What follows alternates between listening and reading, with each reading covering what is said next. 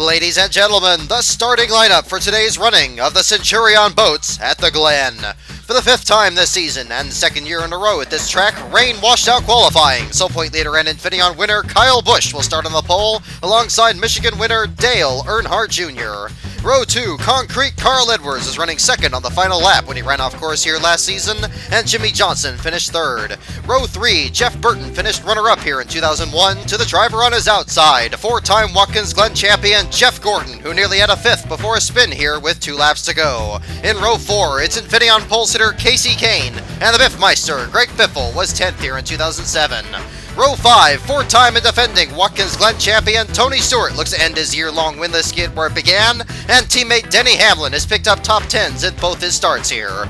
Row 6, it's happy Kevin Harvick, the 2006 winner, and Agent Single 07, Clint Boyer from Kansas.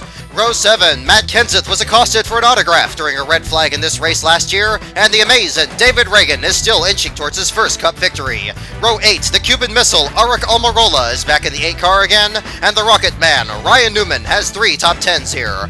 Row 9, Brian Vickers looks to turn around his recent string of bad luck, and Martin Truex Jr. from New Jersey is there as well. To Row 10, 2006 pole sitter Kurt Busch nearly won that year's event before a pit miscue, and Joplin, Missouri's JIMMIE McMurray is always a threat on the road courses. Row 11 has Corpus Christi's Bobby Labonte and the Master of Disguise, Elliott Sadler. In Row 12, it's a Hitachi machine of Travis Kvapil, and Casey Mears finished 4th here in 2004. Row 13, Colombian Juan Pablo Montoya looks for his 2nd road course triumph in the Cup Series, and the formerly Grape 38 of David Gilliland has new sponsorship from the Dish Network. Row 14, the bright yellow fella, Paul Menard, made his first Cup start here 5 years ago, and David REUTIMANN joins him on the outside. The 15th row belongs to the Buckeye Bullet, Dave Blaney, and Reed Sorenson from Georgia. A couple very strong road racers in Row 16 with 2003 champion Robbie Gordon, and Canadian sensation Ron Fellows, the Montreal winner, has an outstanding history here, including 2 runner-up finishes in the 1999 and 2005 Cup races.